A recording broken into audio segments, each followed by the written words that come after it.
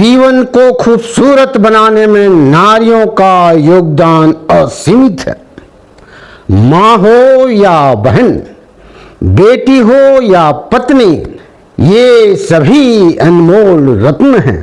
परिवार की संरचना में इनकी भूमिका अकल्पनीय है।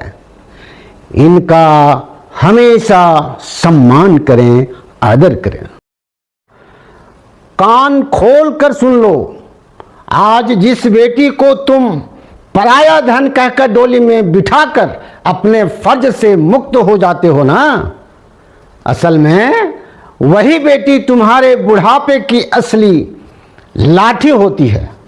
उसे कभी पराया समझने की गलती मत करना, क्योंकि कड़वा सच ये है, जब घर में माँ बाप की तबीयत बिगड़ती है, जब उनकी सांसें उखड़ने लगती हैं, तब बेटे तो अस्पताल के बिल और जमीन के कागज ढूंढने में लग जाते हैं, लेकिन वो बेटी सब कुछ छोड़कर नंगे पैर भागती हुई आती हैं, सिर्फ अपने माँ बाप के आंसू पोंछने के लिए। उसे जायदाद नहीं चाहिए, उसे बस अपने माँ बाप जिंदा चाहिए। और धिक्कार है उन भाइयों पर जो शादी होते ही अपनी पत्नी की बातों में आकर अपनी सगी बहनों को दुश्मन मानने लगते हैं।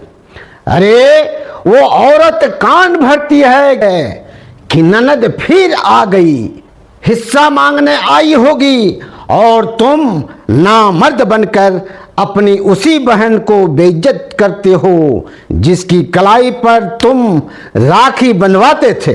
भूल गए वो बचपन, तुम्हारे घर की दीवारें ऊंची हो सकती हैं, लेकिन बहन का कद तुम्हारे एहसानों से बहुत बड़ा है।